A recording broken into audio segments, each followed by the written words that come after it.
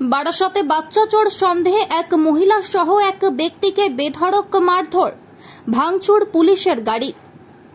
উত্তর 24 পরগনা বারাসত কাছিপাড়ায় নিখোঁজ বাচ্চার দেহ উদ্ধারের পর থেকে বারাসতের বিভিন্ন এলাকায় গুজব ছড়াতে শুরু করে বাচ্চা চুরি করছে কিছু মানুষ। এই ঘটনার পর থেকে বিভিন্ন দিকে কেউ সোশ্যাল মিডিয়াতে, কেউ মুখে মুখে প্রচার করছেন।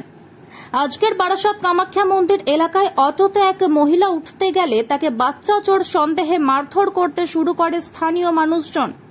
তার সঙ্গে থাকা আরও এক ব্যক্তিকেও মারধর শুরু করে।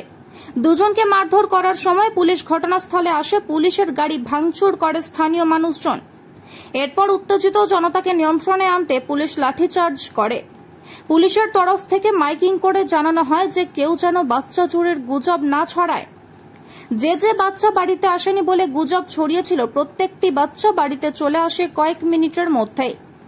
অযথা গুজব ছড়ালে তার বিরুদ্ধে আইনানুগ ব্যবস্থা নেওয়া হবে, এই হুঁশিয়ারি পুলিশের তরফ থেকে আগেই দেওয়া হয়েছিল। আজকের বাচ্চা চোরের গুজবকে কেন্দ্র করে রণক্ষেত্র চেহারা নেয় বারাসতে। অকারণে মারধর, গুজব ছড়ানো এবং মোবাইলে ওই ঘটনার ছবি তোলার পরিপ্রেক্ষিতে পুলিশ বেশ কয়েকজনকে আটক করেছে। ঘটনায় দুই আহত আয়েশা খাতুন ও খালেক নামে ব্যক্তি বর্তমানে হাসপাতালে চিকিৎসাধীন। ইনি একজনকে মারছিলেন, এক ব্যক্তিকে খুবই বাজে রকম ব্যবহার ইনি করেছেন, আইনে হাতে নিয়ে ইনি কাজ করেছেন। ওরকম একদমই আমরা বললাম কি এটা টলারেট করা যাবে না, ওদেরকে আমরা খোঁজ করে ধরে নিলাম। তো আইনে হিসাবে এনার সাথে লিগ্যাল অ্যাকশন আমরা নেব, এনার উপরে যে আছে ওটা করে আমরা কোর্ট ফরওয়ার্ড করব। প্রথম লিঞ্চিংটা কি ইনি করেছেন বা কি, কিন্তু আমার কাছে যে ভিডিও আছে ওখানে দেখা যাচ্ছে কি ইনি মারছেন। ইনি কিন্তু যুক্ত তো ছিলেন, ইনি স্টার্ট করেছেন বা ইনি পরে এসে জুড়ে গেছেন কি জানে না, ওটা আমরা আবার এনার সাথে জিজ্ঞাসাবাদ করে জানতে পারবো।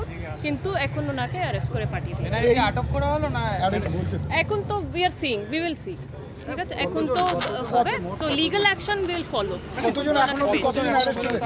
আপনি দেখছেন তো এনাকে এখন পেয়েছে, আবার উই উইল ফার্দার। এখন অবধি কজন বলা যাবে? দুইজনকে নিয়ে। দুজন অ্যারেস্ট হয়েছে। এগুলো খুব বাজে জিনিস। আর কিছু ছেলে উৎসাহী জনতা এটাকে নিয়ে করছে, সোশ্যাল মিডিয়ায় ভাইরাল করছে, তাদের বিরুদ্ধে পুলিশ স্টেপ নিচ্ছে, কারণ এরাই তো ছড়াচ্ছে বিষয়টাকে। কিন্তু এই একজন শিশুর মৃত্যু হওয়ার পর থেকে আপনি জানেন যে কাজীপাড়াতে সেখানে একটা মৃত্যু হওয়ার পর থেকে সেখানে গুজবের একটা সন্দেহ, গুজবের একটা রয়ে চলেছিল, সেখানে সেই গুজবের রটাই আবার এইরকম সেটাই হচ্ছে। এবং পুলিশ তো যথেষ্ট চেষ্টা করছে, তদন্ত করছে, সেটা তদন্ত চলছে। একটা বাচ্চা সেই মর্মান্তিকভাবে মৃত্যু হয়েছে, সেটা নিয়ে পুলিশ যথেষ্ট চিন্তিত। কিন্তু এর পাশাপাশি এটাকে ইস্যু করে কিছু মানুষ এটাকে করছে একটা প্যানিক, এবং এই প্যানিকে কিছু মায়েরাও সামিল হয়েছে। আমার কাছে দুটো মা এসে বললো আমার বাচ্চাকে পাচ্ছি না, তারপরে 2 মিনিট পরে দেখা গেল তার বাচ্চা তার বাড়িতে চলে এসেছে। তার মানে এর মধ্যে কোনো ভিত্তি নেই? কোনো ভিত্তি নেই, টোটালটাই প্যানিক। আজকের ঘটনায় স্থানীয়রা প্রশ্ন তুলেছে যে দুজনকে ধরা হয়েছে তাদের কাছে অজ্ঞান করার পাউডার পাওয়া গেছে, সেটাও কিন্তু এখনো কোনো প্রমাণ হয়নি বা কোনো কিছু জানা যায়নি। বলছে যে ওর কাছে অজ্ঞানের একটা জিনিস পাওয়া গেছে, মানে টোটালটাই কিন্তু একটা সন্দেহের বসে হচ্ছে।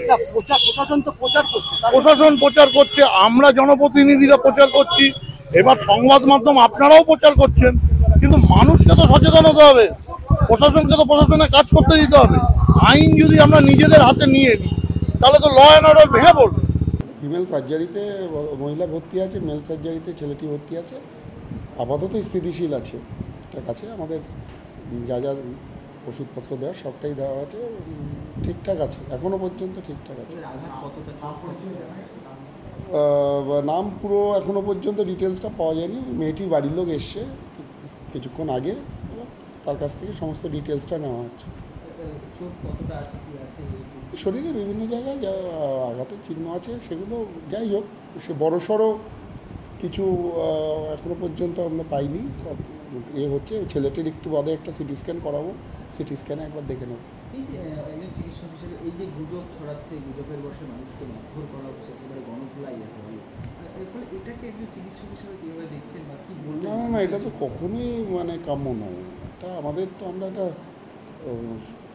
সভ্য সমাজে বাস করি, সেখানে অবশ্যই যদি কিছু কারুর কোয়ারিজ থাকে সেটা জেনে শুনে বুঝে ভালো করে যাচাই করে তারপরেই তো যে কোনো ব্যাপারে হস্তক্ষেপ করা উচিত। উত্তর 24 পরগনা বারাসত থেকে রাজু দাসের সাথে নিশিত দাসের রিপোর্ট, TV20 বাংলা।